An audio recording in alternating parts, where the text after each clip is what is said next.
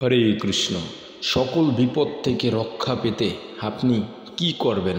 আজকে পুরো ভিডিওটি দেখুন। শাস্ত্রে কি বলা আছে, কিভাবে আপনি রক্ষা পাবেন, কিভাবে সকল বিপদ আপদ থেকে নিজেকে সেফ জোনে নেবেন। এর জন্য আপনাকে যেটা করতে হবে, হরে কৃষ্ণ মহামন্ত্র জপ করতে হবে, যার ফলে সমস্ত বিপদ, ভয় ও পাপ দূর হয়ে যায়। এটি কলিযুগের একমাত্র পরম সুরক্ষা, কারণ এটি সরাসরি কৃষ্ণ নিজেই। এছাড়াও আপনাকে অবশ্যই ভক্ত সঙ্গ করতে হবে, যার ফলে আপনি কৃষ্ণ চেতনায় স্থিত থাকবেন।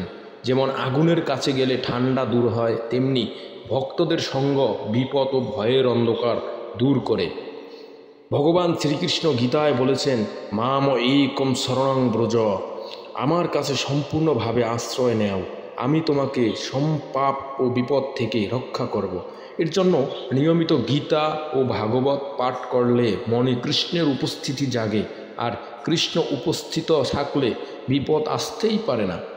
আমাদের অবশ্যই কৃষ্ণের উদ্দেশ্যে নিবেদিত আহার শরীর ও মনকে পবিত্র রাখে, যা অদৃশ্যভাবে সুরক্ষা দেয়। এর জন্য আমাদেরকে প্রসাদ গ্রহণ করতে হবে, কারণ প্রসাদ গ্রহণ মানে আমরা ঈশ্বরের করুণা শরীরে ধারণ করছি।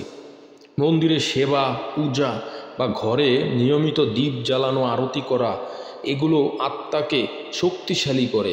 এর জন্য আমাদের অবশ্যই ভগবানের সেবা করতে হবে। ভগবানের সেবায় নিয়োজিত আত্মা কখনো পরাভূত হয় না। যে ব্যক্তি কৃষ্ণের উপর সম্পূর্ণ বিশ্বাস রাখে, তার জন্য কৃষ্ণ নিজেই রক্ষাকারী। এটা স্বয়ং শ্রী প্রভুপাদ বলেছেন।